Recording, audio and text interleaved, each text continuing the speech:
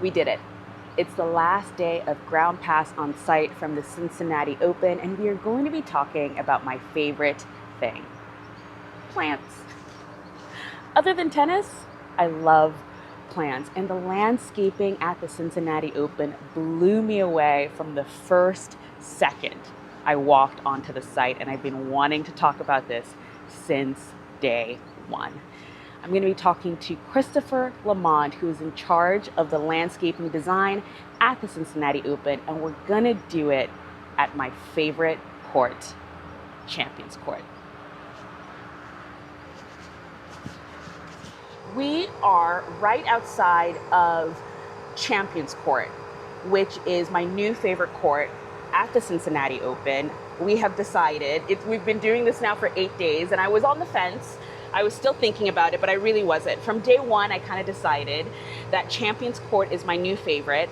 And it's not just because of this beautiful sunken court and how intimate it is, but because of the landscaping.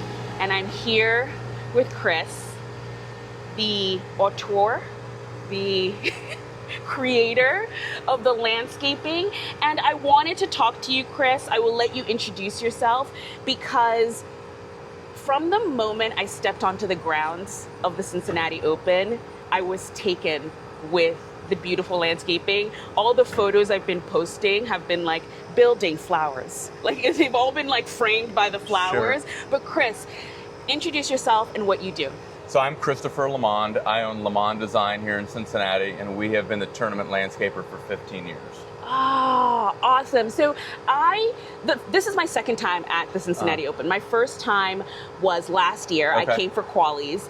And again, one of my favorite things was taking photos. I remember there's one of my favorite photos I've ever taken at a tournament was at Grandstand.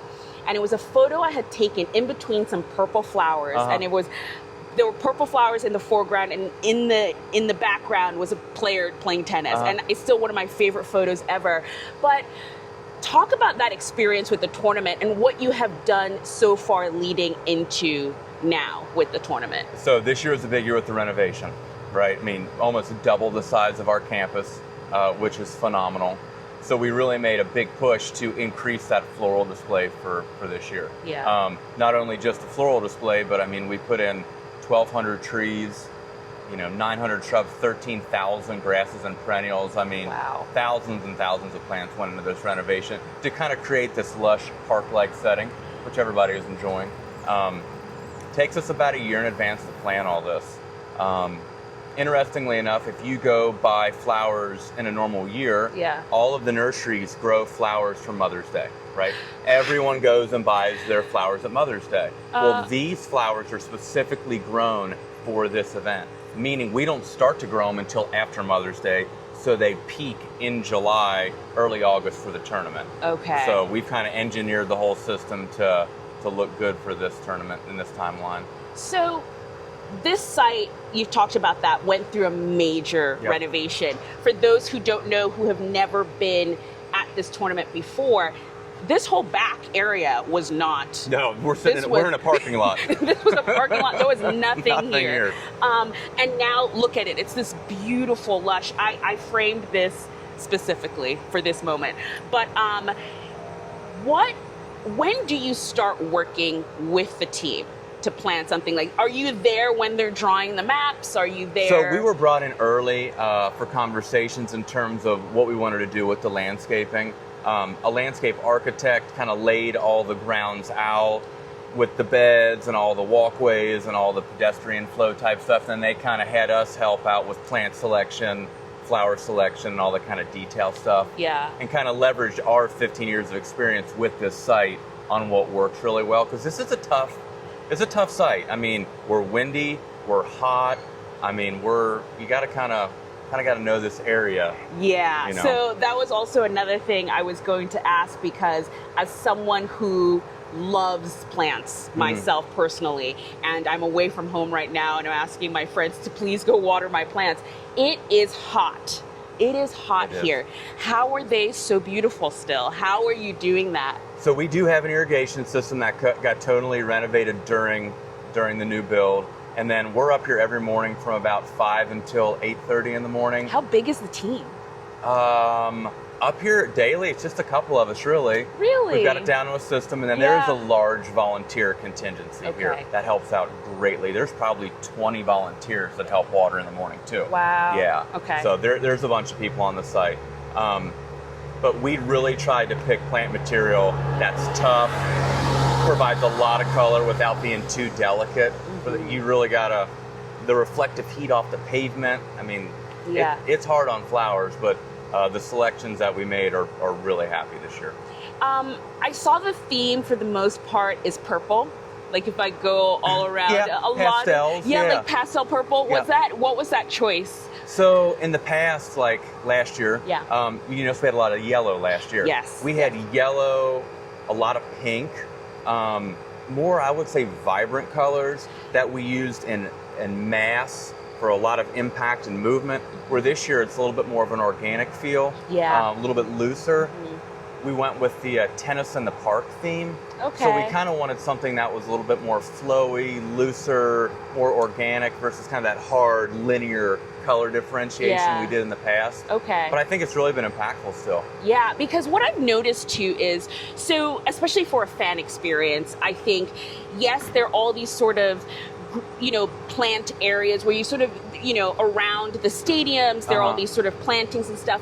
But then there are also a lot of like seating areas for fans that you've kind of like decorated with plants, and it feels like you're in a park, or little like sort of lawn areas that I don't know if the plan was to sort of make an almost sort of picnic site. That park feel. It was the plan, because I've seen a lot of fans just sort of park themselves, formed mini picnics all around the stadiums. Yeah. Before, you focus that kind of like in the old food court or F&B area in the past. Mm-hmm. Well, now we have that expanded, but we also have all these little vignettes everywhere where people can kind of take a break, either under some shade, the mist stations, and all of them are kind of surrounded by plant material, which is nice. Yeah. So what happens after? Like when we all go away? Like, does this just live forever? It will all live forever. The annuals will get changed out every year. Mm-hmm. Once frost hits, we'll clean the beds out and kind of prep them for the future. We'll clean out our containers and put them away. But no, everything that's in the ground is here. This facility will be used more year-round than our last facility was, for sure. Okay. So a lot more activity around here. Yeah, because I also see like a lot of the trees they look like baby trees. Yep. So the plan is then for just to... Oh, yeah. Yeah. The neat thing, too, about what we're seeing here is we have a lot of perennials in the ground that are actually hidden by the annuals. We specifically did that because first-year perennials, they don't look like a whole lot, and you can't ask a lot of a first-year perennial in the ground. So we kind of augmented the annuals around them to kind of hide them. But next year, what was a baby is going to be 24, 36 inches tall, which is going to totally change what it looks like, which is really exciting for me because we had a cool look this year, but I think next year is going to be even more special, honestly. Yeah. So, I mean, you said you've been with the tournament for so long. Are you a tennis fan? Like, do you love the tennis as well? I like landscaping the tennis. I like tennis, but I like landscaping the tennis. Yeah. What do you enjoy most about the designing of a tennis venue? I think how interactive it is. Meaning if you go to, let's just pick football, for instance, everyone goes to one spot, watches, and everyone leaves. Where here, everyone's moving around. Practice courts, feature courts, grandstands, center court. So everyone's interacting with the site throughout the whole day versus one and then leave, which I think is really interesting. Yeah. Well, Chris, this was really awesome. I love what you've done with the place. Thank you. And I can't wait to see what happens next year. It'll be a lot of fun. It's almost like a living, breathing. It is evolving. It's really cool. Yeah, awesome. Thank you. Absolutely. Thank you so much. Absolutely. So that is a wrap. That is a wrap for my time here at the Cincinnati Open. This is day 7. We covered landscaping today. I got to talk to Chris, who's in charge of all of this beautiful landscaping. I feel droplets. So I think it's the perfect time for me to be leaving Cincinnati because the weather forecast for the next few days is not perfect. There's definitely rain coming in the forecast. But it's not actually been bad. We had some rain today, and it was 30 minutes of just torrential downpour, and then it was dry because it's so hot here, so it evaporated really quickly. But definitely the clouds came in today, so rain is in the forecast for the next few days. But it's been an incredible tournament. The work that they have done to this tournament in the renovations and the expansion has been unreal. Really unreal. We did a Q&A today, and some people were asking us, how does this compare? Where does it stack in the 1,000 levels? And truly, it's equal with Indian Wells. It is equal with Indian Wells, and I think based on what happens next year with Indian Wells, this might just edge it out. But you know what? I think it's all healthy competition. I don't think it's sort of like either or anything like that. I think there are a lot of people who can't make it to the coasts, and it's nice to have a tournament of this caliber in the Midwest, so the people who are here in the middle of the country have a high-level tournament to come to, that the players love to attend, because the players love to attend it, you can expect that the top of the game, as long as they're healthy, will be here, which is awesome. It's really great. It inspires the next generation if they see high-level players playing here, and it's been really great to see the crowds. It's been packed pretty much every day. They had a sell-out day session on a Monday, so it's really, really great to see. Press for me today has been light. I think if you've been watching Ground Pass on site for all the tournaments that we have done this year so far, the last day is always the same, where I kind of just wind it all down. I kind of wander about and get last minute footage of the tournament site and everything. I'm working on a bit of a project for the off season. Hopefully I'm able to put it all together. Let's see how it goes. Really exciting. What's next? What's next for us is the US Open. Yes, we are headed. We're coming home is what we're doing. The US Open is my home tournament, and I go every single year, and this is the first time I'm going to take Ground Pass on site with me. I think, I've teased it definitely on Ground Pass before. Like, I definitely take photos and I post it, but I don't think it's ever really been, official, and Ground Pass on site really started this year. So, yes, Ground Pass on site is going to the US Open. If you have never attended the US Open before, if you've always wanted to go and you don't know what to expect, you don't know how expensive it can be, girl, I will tell you how expensive it can be. But I will give you some tips and tricks to navigate the US Open, because let's not sugarcoat it. We're not here to sugarcoat things and be like, it's awesome, it is great. No, it is awesome, it is great, it is a fantastic tournament. I feel like it's the most star-studded Grand Slam. It's the most razzmatazz, like, show busy Grand Slam, but it's definitely expensive. I will leave whatever interviews I got in the newsletter so you can watch as I look down. The raindrops are dropping a little heavier, so they're suspending play right now. I'm probably going to head off to the press office and do some typing on the keyboard, some keyboard work. And yeah, I'll leave you here. Thank you for joining me in Cincinnati for this time.